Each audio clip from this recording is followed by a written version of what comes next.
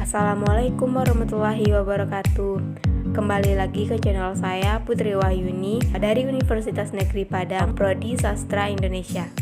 Nah, kali ini kita akan kembali membahas mengenai sejarah Angkatan Sastra Indonesia, yaitu pada angkatan 70-an sampai angkatan 80. Materi pertama yang akan kita bahas terlebih dahulu adalah perkembangan kesusastraan. Istilah angkatan 70 diperkenalkan pertama kali oleh Dami Entoda dalam kertas kerjanya yang berjudul Peta-Peta Perpuisian Indonesia 1970-an dalam sketsa, yang diajukan dalam diskusi sastra memperingati ulang tahun kelima majalah Tifa Sastra di Fakultas Universitas Indonesia pada tanggal 25 Mei 1977. Kertas ini kemudian dimuat dalam majalah Budaya Jaya pada tahun 1977. Menurut Dami, angkatan 70-an dimulai dengan novel-novel Iwan Simatupang yang jelas punya wawasan estetika novel tersendiri. Lalu teater Rendra dan puisinya Khotbah dan nyanyian angsa. Dan semakin terlihat dalam estetika perpuisian Sutarji Kalzumbakri, serta cerpen-cerpen dari Danarto seperti Godblok dan Rintik. Periode 70-an telah memperlihatkan pembaharuan dalam berbagai bidang, antara lain wawasan estetik, pandangan, sikap hidup, dan orientasi budaya. Para sastrawan tidak mengabaikan sesuatu yang bersifat tradisional, bahkan berusaha untuk menjadikannya sebagai titik tolak dalam menghasilkan karya sastra modern. Perkembangan sastra Indonesia angkatan 70-an maju pesat karena banyak penerbit yang muncul dan bebas menampilkan hasil karyanya dalam berbagai bentuk. Kemudian dilanjutkan dengan sastra angkatan 80-an, merupakan sastra yang dinamik yang bergerak bersama masyarakat Indonesia untuk menuju kehidupannya yang baru dengan wawasan konstitusional. Angkatan 80-an ini lahir dari konsepsi improvisasi dalam penggarapan karya sastra menuju hasil dan bobot maksimal, serta baru dari konsep yang menentang pada satu kehidupan. Pada angkatan 80-an ini, karya sastra film juga berkembang pesat. Misalnya film yang bertemakan percintaan remaja, yaitu Gita Cinta SMA. Selanjutnya kita akan membahas mengenai pengarang dan karya sastra. Yang pertama adalah Sutarji Kalzumbakri. Karya-karyanya yaitu Amuk yang merupakan kumpulan sajak dan Kapak yang juga merupakan kumpulan sajak. Yang kedua adalah Sapardi Djoko Damono. Karya-karyanya yaitu Mata Pisau pada tahun 1974, Akuarium pada tahun 1974, Perahu Kertas pada tahun 1984, dan Sihir Hujan pada tahun 1989. Yang ketiga adalah YB Bangunwijaya. Karyanya yaitu Burung-Burung Manyar pada tahun 1981. Dan yang terakhir adalah Ahmadun Yosi Herfanda. Karya-karyanya yaitu Ladang Hijau pada tahun 1980 dan Sajak Penari pada tahun 1990. Pada tahun ini ada yang namanya Pengadilan Puisi. Pengadilan Puisi atau yang lebih tepatnya Pengadilan Puisi Indonesia Mutakhir merupakan nama sebuah acara yang diselenggarakan Yayasan Arena.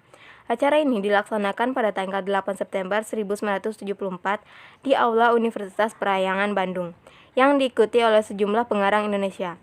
Slamet Kernanto bertindak sebagai jaksa dan membacakan tuntutannya yang berjudul Saya Mendakwa Kehidupan Puisi Indonesia Akhir-akhir Ini. Tidak sehat, tidak jelas, dan brengsek. Ketidakpuasannya itu menyangkut pertama, sistem penilaian terhadap puisi Indonesia. Kedua, kritikus sastra Indonesia.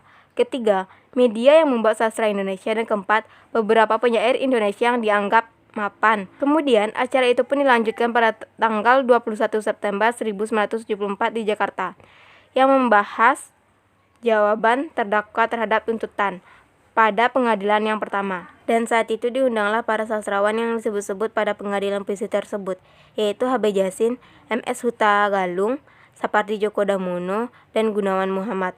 Pada pengadilan ini, Kernanto dan temannya Damanko mengajukan 4 tuntutan. Sapardi sebagai salah satu yang disebut-sebut dalam pengadilan puisi tersebut memberikan tanggapannya bahwa berita di koran tentang peristiwa di Bandung itu bisa menimbulkan kesan seolah-olah sekelompok penyair muda sedang memberontak terhadap nilai-nilai yang ditegakkan oleh penyair yang sudah mapan. Darmanto, Gunawan, Slamet Kernanto, Sutarji, Taufik Ismail, serta beberapa nama lainnya adalah sebaya.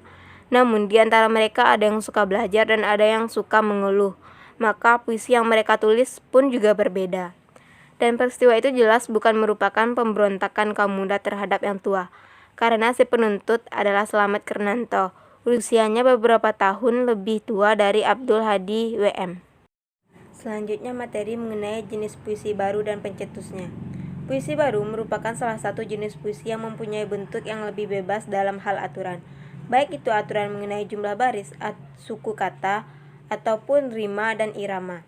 Jenis puisi baru terdiri dari dua bentuk, yaitu berdasarkan bentuknya dan berdasarkan isinya. Berdasarkan isinya, jenis puisi yaitu balada, himne, ode, epigram, romansa, elegi, dan satir.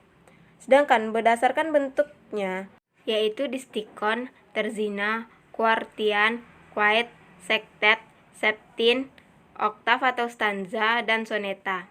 Pencetus dari puisi ini yaitu Muhammad Yamin, Khairil Anwar, Sanusi Pane, Joko Pinurba, W.S. Rendra, Taufik Ismail, Asmara Hadi, dan Sapardi Djoko Damono.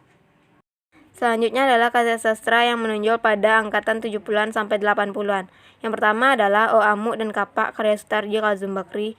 Kedua, Wajah Kita karya Hamid Jabar. Ketiga, Dan Dandi karya Ibrahim Sattah. Yang keempat, Hukla karya Leon Agusta. Dan yang terakhir, Catatan Sang Koruptor karya F. Ibrahim. Yang kedua pada angkatan 80-an. Yang pertama itu Pulau Buru karya Pramoedya Anantatur. Yang kedua Burung-Burung Manyar karya Y.B. Mangunwijaya. Yang ketiga Boko karya Darman Munir. Yang keempat Lupus karya Hilman Wijaya. Dan yang terakhir Rogen Dukuh Paru karya Ahmad Tohari. Yang terakhir adalah perbedaan dari angkatan 66 dan angkatan 70 sampai 80-an. Yang pertama pada angkatan 66 mulai dikenalnya gaya epik pada puisi, tema prosa kebanyakan tentang protes terhadap sosial dan politik, dan yang ketiga banyak menggunakan gaya retorik dan slogan, serta yang terakhir ceritanya banyak mengangkat pertentangan dalam politik. Pada angkatan 70-an sampai 80-an, yang pertama yaitu beraliran surrealistik, mulai tumbuh sastra beraliran pop. 2. Penuh semangat eksperimentasi dan konvensional. Yang ketiga, dalam puisi diabaikannya unsur makna. Yang keempat, dalam drama pemain sering berimprovisasi serta didominasi oleh roman picisan. Dan yang terakhir, karya sastranya bertebaran luas di berbagai majalah dan penerbitan umum. Itulah sedikit penjelasan mengenai sejarah sastra Indonesia angkatan 70-an sampai 80-an. Terima kasih telah menyaksikan dan menonton video ini. Assalamualaikum warahmatullahi wabarakatuh.